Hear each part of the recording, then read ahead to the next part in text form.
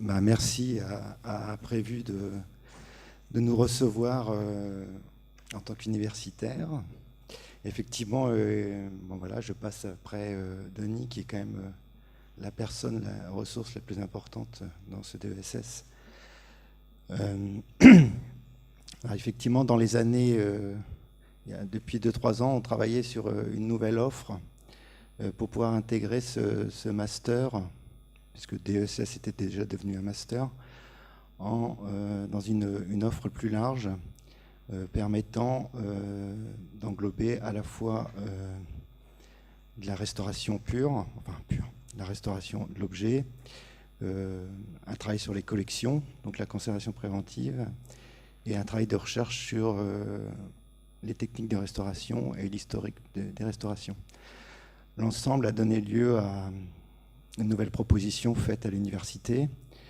Il faut y faire partie pour comprendre un petit peu la manière dont ça fonctionne, mais c'est quelque chose qui se travaille par étapes et qui permet pas à pas d'aboutir à une proposition complètement aboutie.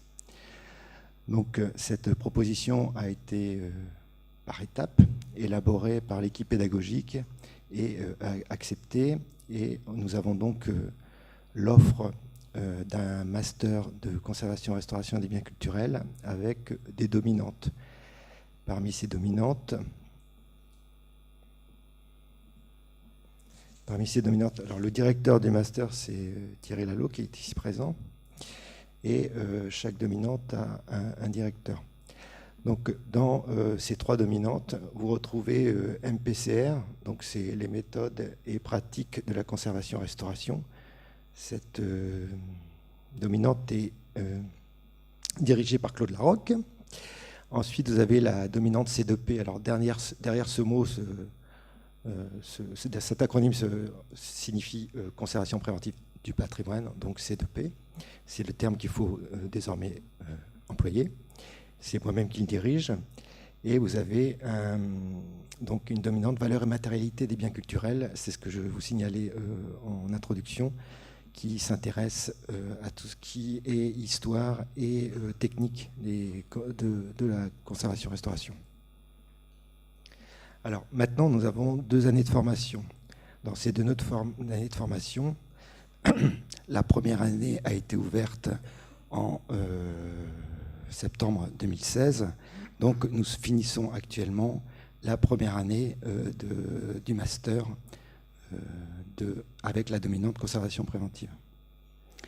L'année 2, donc nous avons terminé avec le premier groupe, et cette première équipe poursuit l'année prochaine en master 2. Alors l'équipe pédagogique, elle est constituée bien évidemment d'un socle universitaire, mais je trouve que ça on entend bien. Bon, d'un socle universitaire et elle s'appuie énormément bien sûr sur les professionnels, dont l'équipe a été élargie, a été en fonction de nos différentes demandes.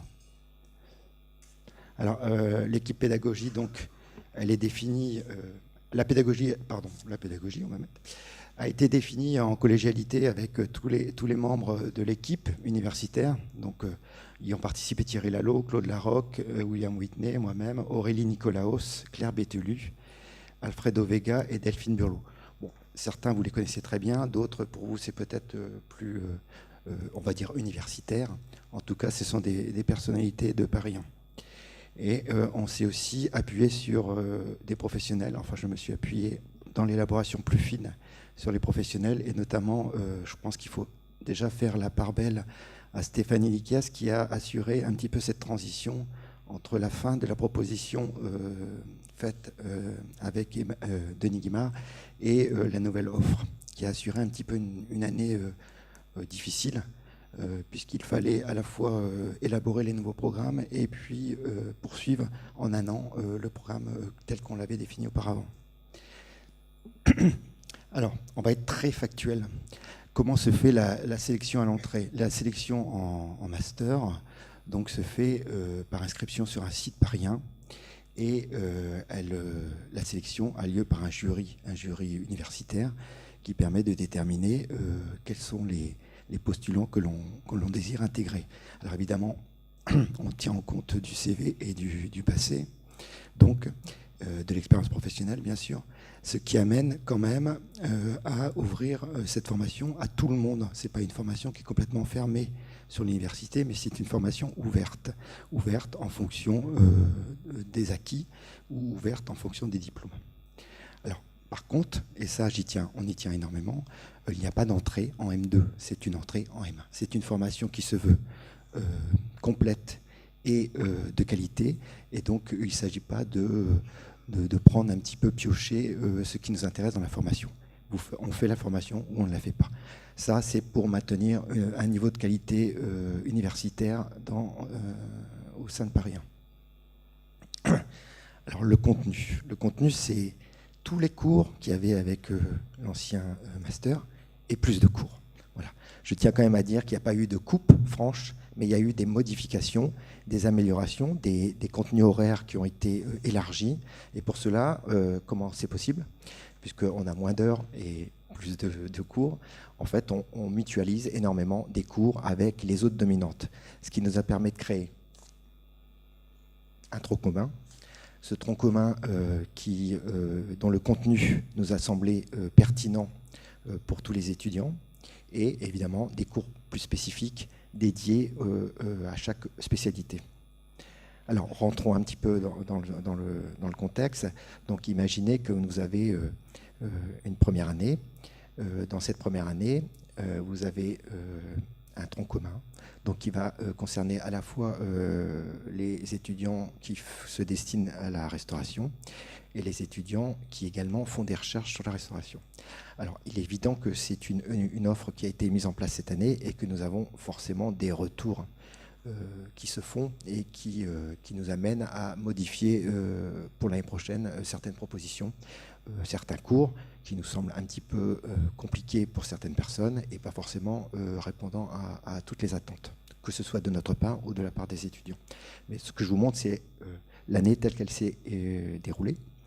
Donc nous avons eu des cours sur évidemment la sensibilité des collections, et cette sensibilité des collections s'était axée quand même sur l'objet, et donc se destiner à tous les étudiants. Nous avons eu au sein... Alors, vous allez pouvoir vous rendre compte que certaines fois, et ça c'est une... Comment dirais-je une difficulté administrative, ou on va dire un contexte universitaire qui nous amène à créer des blocs et de mettre dans les blocs des cours. Parfois, entre le titre du bloc et le cours, il y a une espèce de zone grise qui correspond en fait à... c'est un peu comme un chausse-pied. On essaie de faire rentrer notre cours parce qu'on sait qu'on a un certain désir pédagogique, mais on n'a pas forcément le volume horaire qu'il nous faut dans cette UE, et on en a un peu plus dans l'autre, alors on y va, et du coup ça peut paraître parfois un petit peu curieux, mais ça ne l'est pas du tout, en tout cas pas dans notre tête. Ça correspond à une vraie démarche par rapport au volume que l'on veut donner à chacun des cours. Voilà. Donc vous vous retrouvez donc sensibilité des collections. Ça fonctionne quand même, hein, il ne faut pas non plus, c'est pas n'importe quoi. Vous avez des cours sur l'architecture qui sont menés par Catherine Asma. Vous avez, et là c'est une nouveauté de cette année, des cours sur l'environnement et les sites par Mirabel Croisier. C'est l'idée qu'on va prendre l'architecture, mais on va prendre aussi les problématiques liées au site de façon beaucoup plus large. Voilà. Et puis, alors on a ces cours de climat qui ont été extrêmement pointus, extrêmement élaborés. C'est peut-être ça. C'est un sujet de discussion parce que parfois c'est dû au vol. Pour les C2P, ça fonctionne, c'est une demande. Parfois, j'ai bien senti que c'était des choses qui n'étaient pas facilement compréhensibles pour quelqu'un qui venait d'un domaine purement histoire de l'art. Voilà. Ensuite, vous avez, bien entendu, ce qui concerne tout le monde, des cours de droit du patrimoine, et puis vous avez les cours de M. Négri que l'on a adaptés dans l'historique justement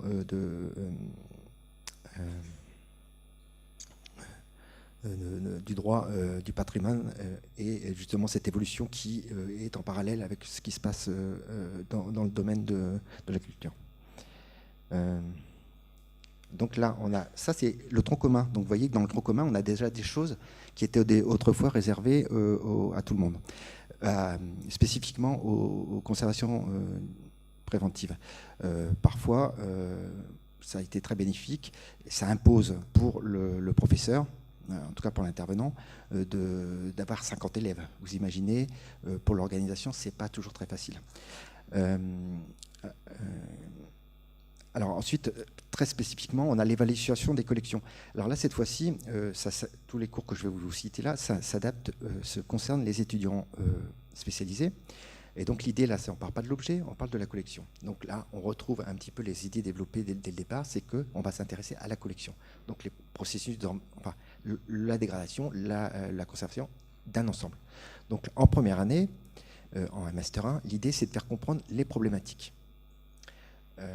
Donc je vous laisse lire. Et sinon, vous avez bien sûr des interventions sur 5 minutes, mais je les aurai. Sur les techniques et pratiques d'inventaire, donc avec les cours de Benoît Coutancier et de Marie Courcelot. Vous avez aussi, alors on a mis dans administration et gestion des collections l'intervention de Gaël sur justement cette notion de vocabulaire. Et moi, je soulignerai aussi la notion de travail en équipe, qui est énormément développée au cours de cette semaine et qui nous permet après d'aborder chaque sujet justement avec un esprit plus collectif. Moi, ça m'a beaucoup apporté, je suis assez indépendant. Et là, on a vraiment le sentiment que c'est une réponse collective que l'on apporte. Voilà. Donc,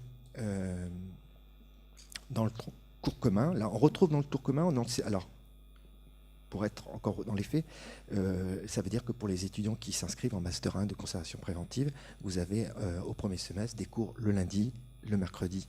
Voilà. Vous avez par ailleurs au semestre 2 des cours communs, ce n'est que le lundi, et c'est la gestion des risques. Et donc là, pour le coup, ça s'adresse à tout le monde.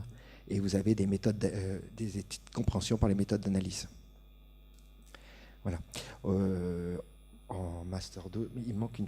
Bon, c'est pas très grave. En Master 2, on va aller un peu plus vite par rapport à l'offre, mais vous voyez que l'offre Master 2, premier semestre, est très importante. Alors, on a profité du Master 1 pour pousser les étudiants à faire un stage de minimum 5 semaines, et ils ont déjà quelque chose, un bagage intellectuel et un bagage pratique. À partir de là, ils vont pouvoir poursuivre de manière pertinente la formation en Master 2. Et là, on a toutes les problématiques de plan et logistique, de mouvement des œuvres et mise en œuvre. Alors là, on tombe dans l'organisation des réserves, allez, on est dans les mobiliers, dans le climat, les mesures. On est vraiment dans le côté actif, comment dirais-je, pratique, avec des choses très...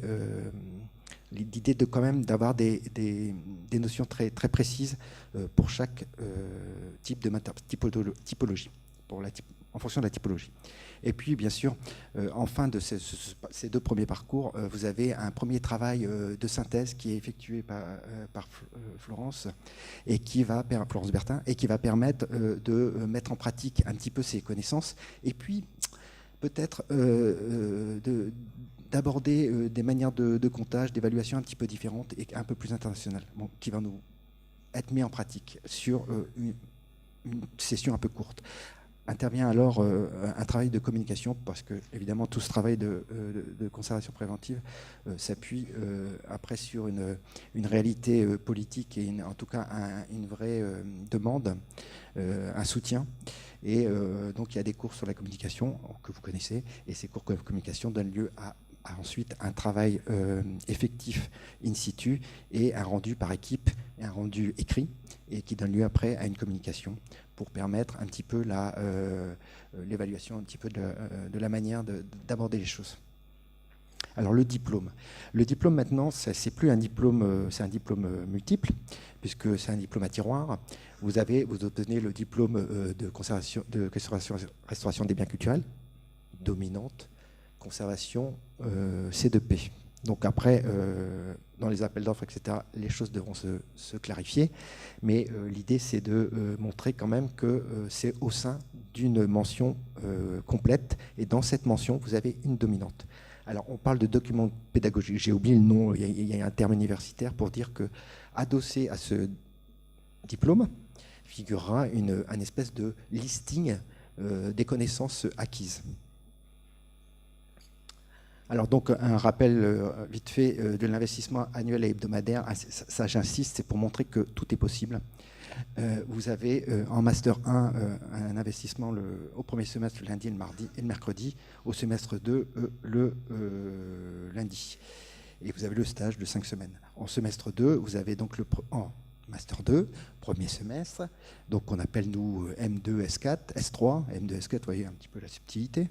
Et vous avez des cours le lundi et le mardi. Pour l'instant, on ne l'a pas encore acté avec l'équipe pédagogique, mais a priori, moi j'ai fait en sorte, puisque la salle est facile et dévolue uniquement au C2P, de faire ça le lundi et le mardi pour permettre aux étudiants de ramasser un petit peu les cours. Et ensuite, vous avez un stage de 12 semaines minimum. Et maintenant, je finis. Je vais quand même insister sur une chose, c'est que vous avez à chaque fois un rapport de stage circonstancié, puisque ce rapport de stage, dans la dernière formule, auparavant, on demandait, et les institutions prenaient quelqu'un parce qu'ils désiraient avoir un travail effectif. Mais là, vous avez, et ça, je pense que c'est très important, et l'université tenait énormément, et l'équipe pédagogique, pardon, y tenait énormément, c'est de créer un véritable mémoire, un mémoire universitaire qui consiste à réfléchir de manière universitaire sur un sujet de conservation préventive. C'est-à-dire que le sujet est pris dès le début du Master 1 et se travaille jusqu'en fin de Master 2, avec des rendus par étapes, pour pouvoir maintenir un peu un cap et une réflexion intéressante. Donc vous avez une première étape en décembre, une étape en juin, et là, aujourd'hui, les Master 1 ont rendu ce qu'on appelle une bibliographie commentée, qui permet de voir un petit peu dans quelle direction ils se sont tournés et quels documents pertinents ils ont trouvés. Voilà, donc on a en Master 1, donc on a eu une cinquantaine d'étudiants répartis de la façon suivante. Je n'ai pas fait de camembert, vous avez 16 étudiants en MPCR, 9 en C2P et 20 en VMPC. Voilà. Alors le chantier, voilà, c'est ma conclusion.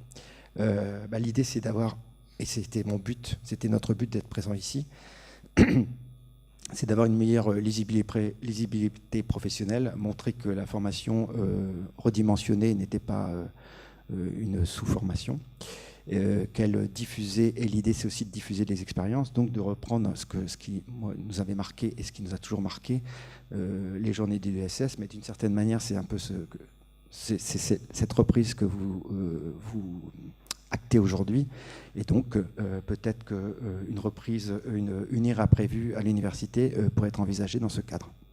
Je vous remercie.